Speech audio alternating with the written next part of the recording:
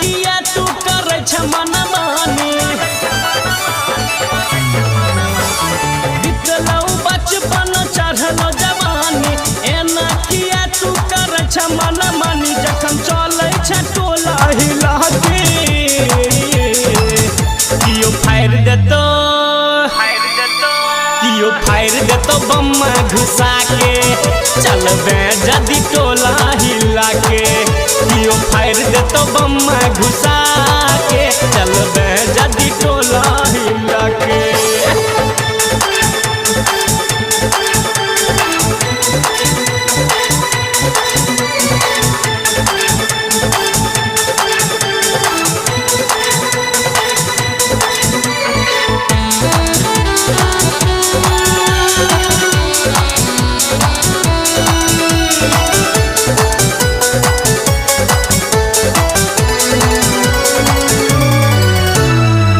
लहंगा पर लोक हिलै छो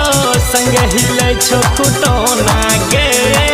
डरे का पौ बेलहा मालिन हिलै छो जखन फुलौना गे लहंगा पर लोक हिलै छो संग हिलै छो कुटोना गे डरे का पौ बेलहा मालिन हिले छो जखन फुलौना गे छौरा जुआन का पीटे छो छाती बुढ़बो के देखी देखी उठे छो आती छौरा जुआन का पीटे छो छाती बुढ़बो के देखी देखी उठे छो आती जखन चलै छ डरही देखा के कियो फायर देतो फायर देतो बम्मा घुसा के चलबे जदी टोला हिला के कियो फायर देतो बम्मा घुसा के चलबे जदी टोला हिला के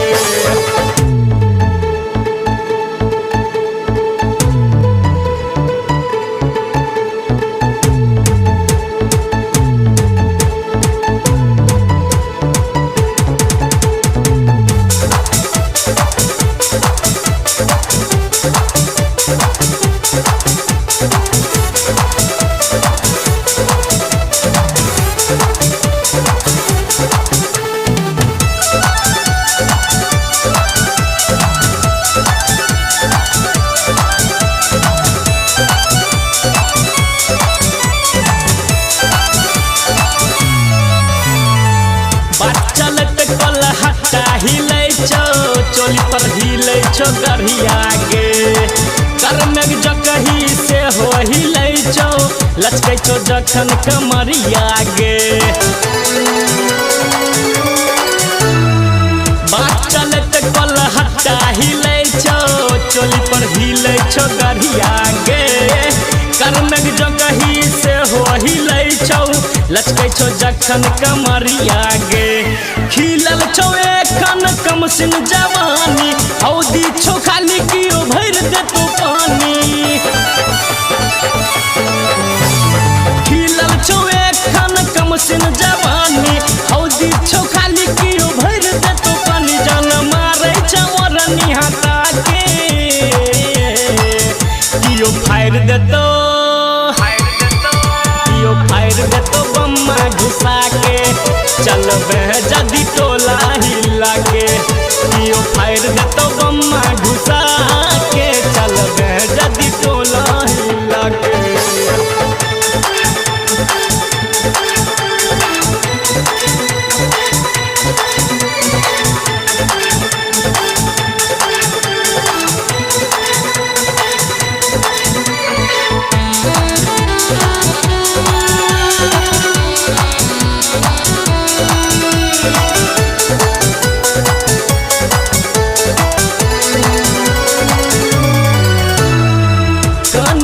पर कमलपुर हिलै छो मुस्की पर मनसापुर गे रामू दीवाना के बन जो कनिया मजा देतो भरपूर गे कानखी पर कमलपुर हिलै छो मुस्की पर मनसापुर गे किसुन दीवाना के बन जो कनिया मजा